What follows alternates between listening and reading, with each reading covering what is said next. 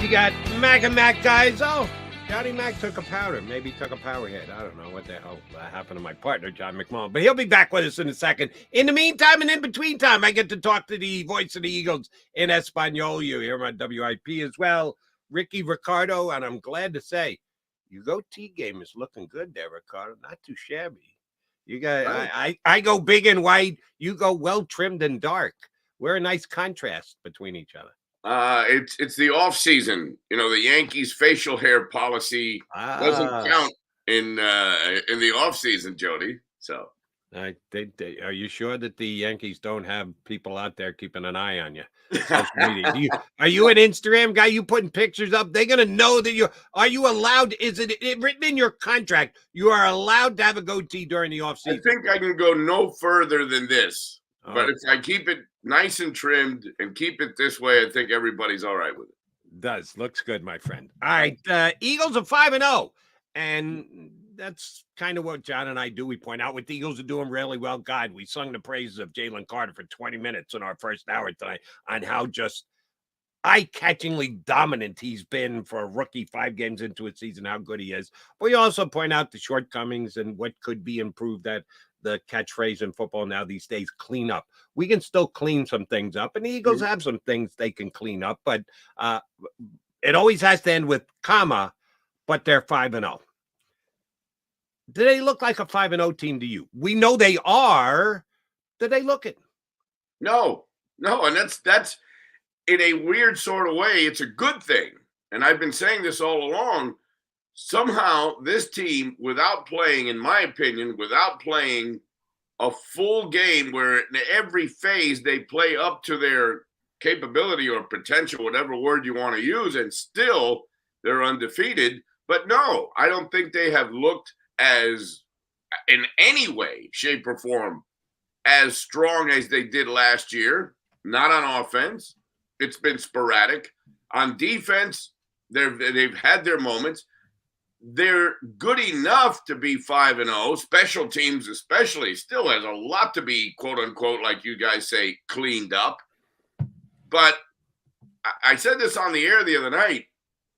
You want to be playing your best football, let's say in December, going into the, let's say the last 5-6 weeks of the season, going into the postseason. If that be the case, then this team is winning while it's still trying to find itself under these 2 new coordinators and, the tumultuous offseason and I mean tumultuous, a very busy offseason for the quarterback with a new contract, a lot more attention, endorsements, things of that nature. Everything that goes on with a team that's been as good as the Eagles, but to be 5-0 and, in my opinion, still have so much more room to grow, I think is a good thing. Yeah, it is a good thing. Bounce back. Good to see you, Rickie. Little computer problem there, but I'm back in the mix. The one concern I have above all others is that secondary. I'm not impressed. Other than the outside corners. Now they have James Bradbury back where he belongs. I think that's a good thing. He got beaten for a touchdown by Puka Nacua, but I thought it was great coverage. Sometimes the other team makes a good play. You got to give them credit. Slay still Slay.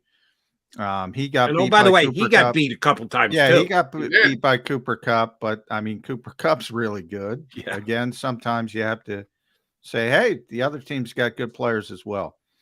The slot was a mess. Justin Evans was back. That kind of settled things down, but I don't think he played that well. Reed Blankenship, I think, is doing a solid job.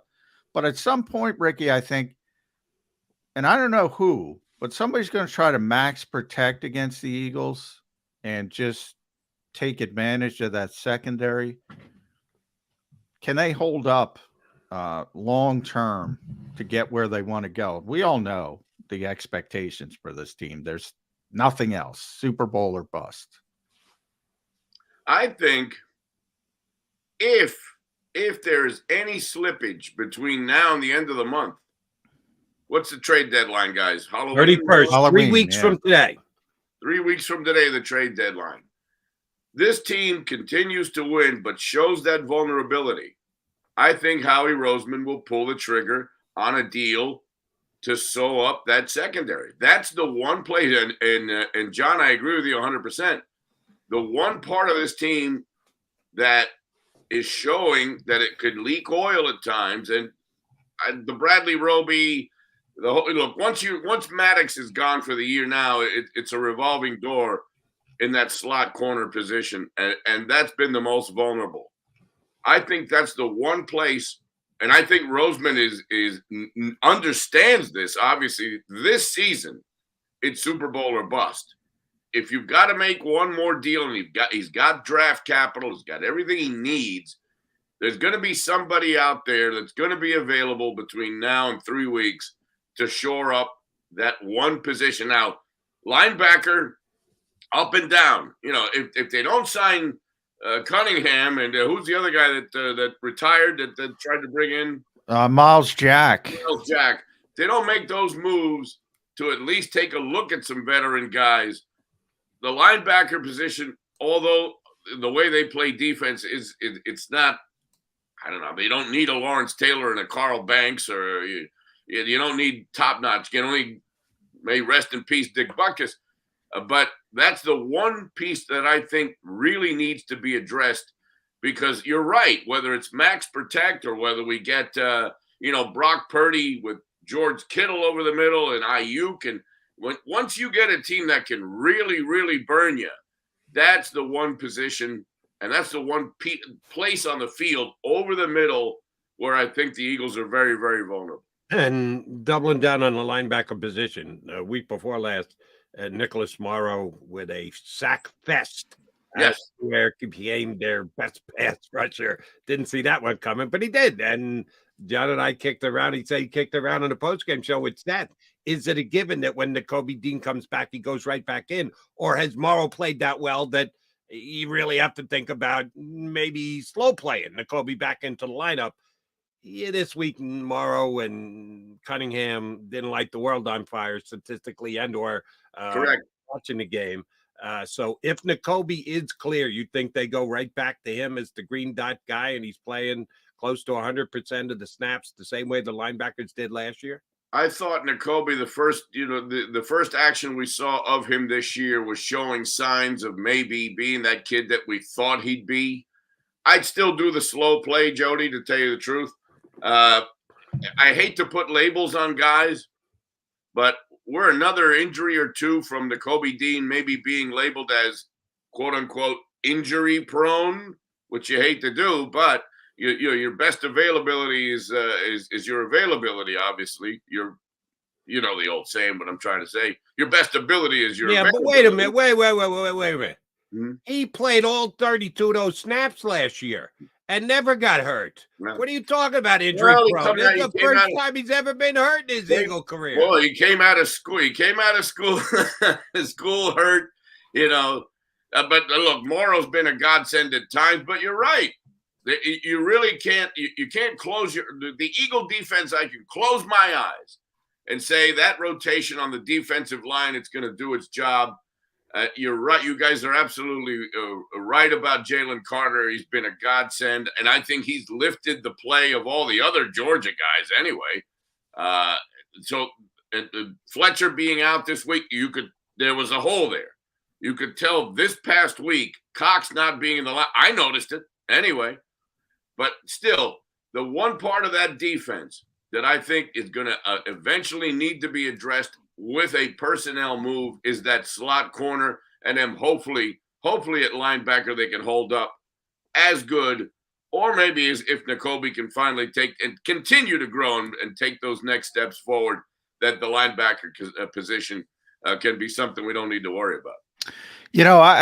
Rickie, I think Bradley Roby's going to be fine in the slots when he gets up to speed, simply because he knows how to play, and this defensive front is so good. I think there's still enough in the tank that he can handle the job in this town. Maybe in other towns he couldn't at this stage of his career, but because that defensive front is so good, that's the luxury the Eagles have. But that's why I bring up the max protect. Somebody's going to pay. All right, let's test this secondary. Let's test this secondary.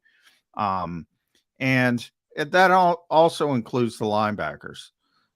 With, as you mentioned, Nick Morrow has played very well. Zach Cunningham didn't have a good game, at least from PFF numbers out in Los Angeles. And we mentioned Nakobe Dean. They have to make 3 roster moves, guys. 3. They got to get Roby on the 53 at some point. They only got 2 more elevations. They got to get Nakobe on the 53 when he's completely healthy. And they got to get the punter on the 53 now because they're out of elevations. That's a lot. You know, are we just going to say, oh, Mario Goodrich, unfortunately, I think he's one who's going to go. This team's pretty deep. Howie's got his work cut out for him when it comes to figuring out this roster. Didn't they put why am I Cam Jurgens on IR. Cam Jurgens on IR, yes. So that clears the roster. That clears one for 4 weeks, but you know. Right. And I don't know the answer to this. If either of you two guys do, please do so. I know, Rickie, you and I are baseball guys. You can retroactively put a guy on the disabled list. Yeah, you can't do that. The day you put him on, you got to back off 4 weeks. Yeah, he's got to miss. Yeah, I like baseball's rule better. Yeah. You can wait a couple of days and go, all right, we can just put him back on the IR now, and he's only actually out for 7 days rather than 10. NFL should take a page out of baseball on that one. No flexibility like that in football. But you're right, John. But look at Howie we trust. Now, Man is still on that back and forth. And by the way, has he impressed you guys? No.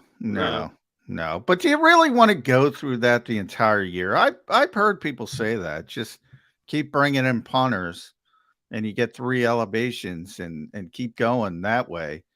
But boy, I don't like that. I think they make Michael Clay's job difficult enough. I mean, just give him a punter. He might not be the best punter in the world, but I think he's done enough to where they say, all right, he can occasionally do his job. So maybe that's the best we can hope for at this point.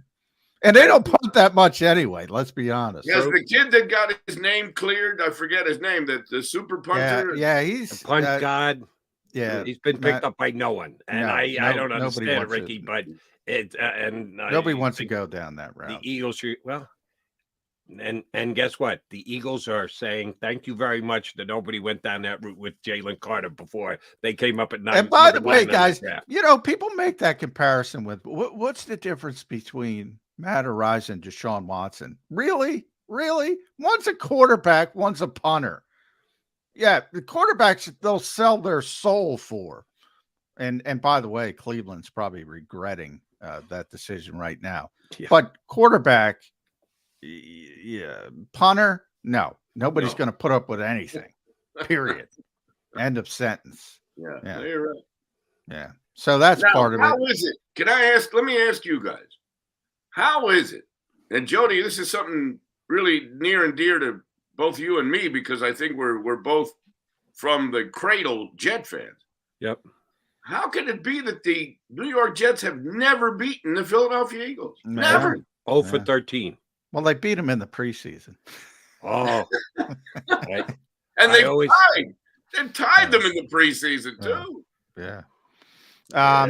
That's one of those things. And I thought this was going to be the year before the season when Jody and I did the win, that's a loss game, Rickie.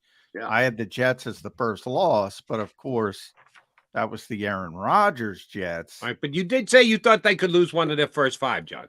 I did. You didn't officially and formally attach a loss to any of the 5 games, but you did say I did. I think they could lose one of those first 5. And I've been wrong. Which is why I said today, I'm kind of sick of this team, Rickie, because they win every week and it's boring for me. And I'm sitting there at halftime in Los Angeles, and I'm saying, the Rams are looking pretty good here. The Eagles don't know what to do with Cooper Kupp, and they just shut it down. The Eagles just shut it down. This team is really, really impressive. They just they're just relentless, and they just out-talent teams. And ultimately, at the end, people might hang in for a quarter. It might be 2 quarters, might even be 3 quarters. But then they start to wear down, and it's usually the offensive line or the defensive line. Why can't anybody else in this league figure that out? It's supposed to be a copycat league. Why do so many other teams build, Atlanta would be my best example of this. Oh, let's draft a running back. Let's draft a tight end. Let's draft a receiver. You can't play offense if you can't block people. You can't play defense unless you can rush the quarterback. Look, the Howie blueprint is something that when I watch the Miami Dolphins, I say to myself, my God, they've got more weapons than anybody else in the. I guess the running back is going to be out now. Deshane, he's hurt. He's got a knee injury. Determined. They haven't come out with a statement yet, but they're fearful that his knee is going to be an issue. So he may miss. He'll probably miss the Eagle game if anything to that. But you're right. The Eagles win, and they win in the trenches. They're a resilient bunch. They've got talent all over. Like I said, the one position that they could sew up, I guess, is in the secondary. But there's a mindset, there's a mentality with this team that they're not beaten. That you can't beat us. That what I really, really like, and I don't know if this is a Sirianni thing, but they have grown into a team. Maybe it's the leadership. It's the Jason Kelce's and the Fletcher Cox or the Brandon Grahams. They've got a mentality here that no matter what, we're going to eventually beat you. You can keep up with us, as the Rams did in the first half of this game this past Sunday. You can play with us for a little while, but we're eventually going to squash you like a grape.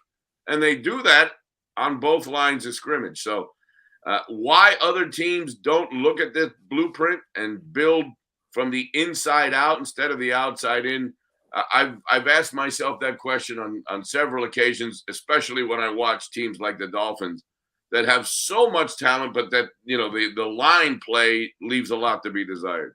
And don't kid yourself, the reason why they're having the success offensively and they're on a pace to have more yards than any team in the history of the National Football League is Tua, because he gets the ball out as quickly as he does, not because of a massive improvement to the Dolphins' offensive line. No, it's all about the quarterback. It's all about. By the way, Mike McDaniel, I think he had a great quote about that record. He was like, "Yeah, that's our goal, to have the most yards in the first 5 games." He's like, "I don't give a shit," but I like that from Mike McDaniel. Yeah, but he'll take 4-1 and in first place in that division, with Buffalo having lost last week to fall to 3-2. All right, Ricky.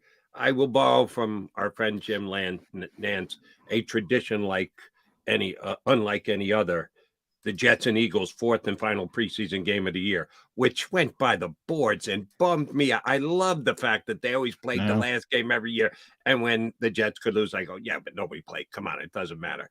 When they played during the regular season, the Jets never win. They're 0-13. And it's going to happen again this week, and for a reason that I didn't see coming, and tell me if you feel the same about this.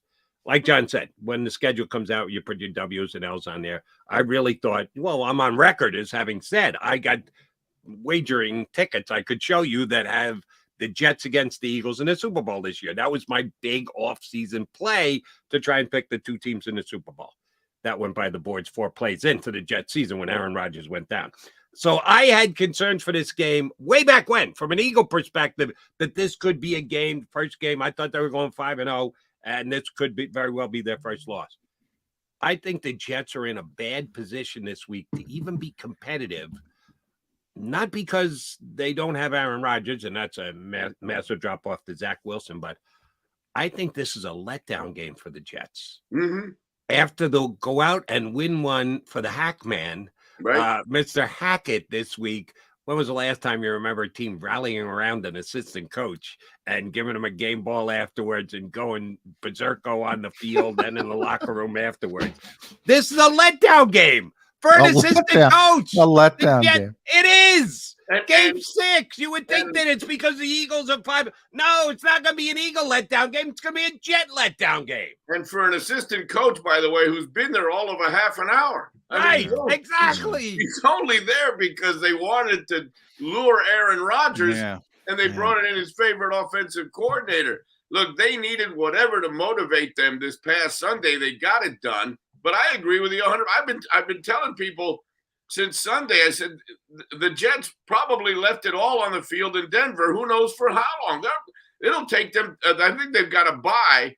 Yeah, the Jets bye is in week 7. So those players are already looking at the Aruba trip coming up here next week. The Eagles, I think the Eagles are going to run right through this team. They're going to take their week off, their bye week, and then come back and see what the heck happens after that. But you're absolutely right. Sean Payton planted that seed with that commentary, which was very unprofessional of him. Early in the preseason, they circled the calendar going out to Denver. Yeah. And Breece Hall has this incredible 170 some odd yard game this past week. I agree with you, Jody. I think from a Jet point of view, and they play much better on the road, by the way, than they do at the Meadowlands. I think the Eagles, not that they'll have an easy time of it because the Jets defense in itself is pretty good, but when they put a little pressure on Zach Wilson, things could turn ugly early Sunday afternoon. Yeah, and I'm going under 170 on Breece Hall with the Eagles. They're a little bit better. Typically, it's interesting Jody brings that up. Typically, I would say this is a letdown game for the Eagles. Eagles, right. Coming in at 5-0, Miami on the horizon as the most explosive offense in the league, getting all the hype. Maybe look past this game, but they don't do that. That's where I give Nick Sirianni the most credit. I think people get too bogged down in the X's and O's. I think good coaches are more good managers of people, and they keep guys on the same page. And they're able to create, I hate that word, but culture, since there's no better word. And you brought up the leadership of this team. They don't really have letdown games. They struggle at points during games, but they're pretty locked in for the most part. And it's MetLife Stadium. Let's face it. There's something about this building. When the Eagles go, even with Gardner Minshew, the last time they were able to beat the Jets. That's Gardner's best that game. Was Gardner's big highlight reel. Yeah, I can see him and his dad he walked now. in the office and said, "Hey, am I the starting quarterback?" That's how well he played. So the Eagles play well at MetLife Stadium, regardless of what color the facade is, whether they have the green lights or the blue lights on, which I think is a joke, by the way. Yeah, they should leave it gray. It's such a great place. It's such a great Boston place. Scott may think it's a giant game, so look out for Boston Scott this week to have a big game one way or the other. Ooh, I hadn't even thought about that. Nah, he's Giants. Nah, he's Boston Stadium. Well, last time right. against the Jets, he had a big game against the Jets. Yeah, but it's not. It's all DeAndre's healthy. Yeah, he's not going to get the opportunity, I don't think, unfortunately. But the Giants, they might work something in for Boston. Look out for a kickoff return for something from Boston Scott. I've predicted now for a couple weeks and been wrong. So I'll go there again. I do it with tongue half implanted in cheek, not really meaning it, but interested by it. When are we going to get the first, but Rashad Penny is looking good in practice, quote, out of Nick Sirianni? Because he did that last year with Trey Sermon. Yeah, I know he's not playing, but man, does he look good in practice. Man, is he busted in practice. And John, I thought of you yesterday listening to Sirianni press conference. The intensity that they practice with. He really went there. The intensity that they practice with in the 25-minute walkthroughs that they have. But they're intense 25-minute walkthroughs. When are we going to get to Rashad Penny's looking great in practice, even though he's on that inactive list every week? When is that quote coming from Coach Sirianni, Ricardo? That could be coming soon. Look, I'm still perplexed at the why. I haven't heard a reason where I can put my finger on it. All right, that makes sense. what have you guys deciphered from what you've heard about why Penny hasn't been able to play this year? Why can't he get on the field? He's the fourth running back. Yeah. And they're only I think, that's we great. were talking about the roster. He might be one of those guys that has to go. Not impossible. And, they signed a kid, Bryant Kovac, a couple weeks ago, was on the practice squad. They worked out a kid, I forget his name, last week. If they like them and they're comfortable with that, and they need a spot for Man or Dean, or as you mentioned, they only need 2 spots. Roby, they can hold off a couple weeks.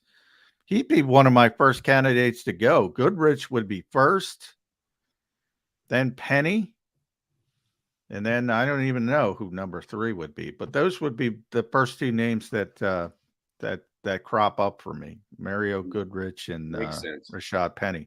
Now Mario's played, and he's played poorly, but I got to tell you, even Mario Goodrich, that poor kid. He gets 2 opportunities. The first one was against Justin Jefferson, and the second one was against Cooper Kupp. I'm not sure he just flat out can't play. I mean, that's difficult. That's difficult. Those are tough assignments. Yeah. Those are tough assignments. Yeah. But life's not fair, Rickie. All right, Rickie, I'm going to ask you one more before we let you run. All right. Is there a chance this week, if they're in this tremendously competitive practice they're going to have this week, the intense practice, practice, high impact practice they're going to have, that if one of their wide receivers ends up getting hurt, turns an ankle, whatever else, maybe his name's Quez Watkins, will they elevate Devin Allen from the practice squad? Because apparently to Coach Sirianni, the threat of Quez Watkins stretching the defense gets A.J. Smith and Devontae the 2 Eagle wide receivers I'm referring to, open because of the threat of Quez Watkins and his speed. It is a key component, apparently, to the Eagles' passing game. Well, if you got to have speed as your third wide receiver, I nominate Devin Allen. I'll tell you right now, I think he beat Quez Watkins in a race. So if that's what gets the other wide receivers open, will Devin Allen get a chance if a wide receiver spot opens for the Eagles this week? It would not shock me one bit. And Quez Watkins, who, by the way, got as many targets as Devontae Smith this past week, that's going to have to be addressed at some point, gentlemen. I'm not convinced about Quez Watkins. John, could he be one of those guys that you move off To of? potentially cut? No shot. They love him. No. Sirianni's going to adopt him. He defends him to no end, even though he doesn't deserve it. I know a lot of people would like that, but no, that's not happening. I'd love to see Devin out. I thought, when was it a preseason game that he had that great kickoff? Yeah. Well, I think Devin, I get where we were talking about this early. So, I mean, Devin, obviously, he might be the fastest player in the NFL. I don't think he's, he hasn't played receiver for 6 years, and you could argue he didn't really play receiver at Oregon. I mean, he can't do the other stuff, but from the standpoint, they elevated him once to be the kick returner. But that's a perfect example. I think that was Cleveland. You can't just let people run down the field because he ran by people when he scored a touchdown. And that sort of highlights why they want that kind of speed on the field. And I think it's great that Devin has been an Olympic hurdler, and now he's in the books as an official NFL player because he was elevated for that one game and he got the kickoff return. I think that's pretty cool, but I don't think he's ever going to be a big Who's part the of better track star, a.k.a. receiver? The Ronaldo Nehemiah experiment years ago with the 49ers, or Devin Allen as an Eagle? Well, I think probably Devin's a better receiver. I was going to say he played in college. Ronaldo got on the field and actually he did make plays. Yeah, he did play. So you would have to say Ronaldo certainly did more in the NFL. I mean, I'll go Bob Hayes. Can I go Bob Hayes? Ooh, that's another good one. Bob Hayes was phenomenal back in the day. Yeah. All right, Ricardo, we're running out of time. We're going to let you go. Just go ahead, It's like rip the Band-Aid off. 27-17 Birds. Yeah, that's what I Ooh, figured. that's closer than I got to go. but over under 3 sacks, Jalen Carter on Zach Wilson. Oh, you heard the updated injury news yesterday, right? No. Elijah Vera Tucker done for the year. Oh, yes. I forgot about that. I did hear about that. Oh, that's even worse. The only guy who had a chance, maybe on the Jets interior, to keep Jalen Carter off poor Zach Wilson's back. Poor Zach Wilson. It could be ugly on Sunday, and I'll be there watching it, crying. Rickie, Ricardo, always a pleasure, our friend. Thank you very much. Thanks, Muchas Rickie. gracias, amigo. I'll be there too, gentlemen. It's going to rain, by the way. Forecast is for rain now on both Saturday. Of course, because I got to drive up the turnpike. There's always some kind of slow track, but I will see you there, boys, and it's always a pleasure. Ricardo, thanks, Rickie. Thank you very much, Rickie Ricardo from the It's always bad weather when I go up or come down. Either coming back from that game or going up. It's always bad weather. Yeah, your percentage of doing it might be higher than mine, but overall number of times up and down the turnpike in bad weather. Oh, I win that one because I did it for years on a day in, day out basis, 6 days a week. So I know how to navigate bad weather on the New Jersey Turnpike. And if we got to do it again on Sunday, so be it. All right, he's McMullen. I'm McDonald. Mac and Mac coming back to put a bow on the show.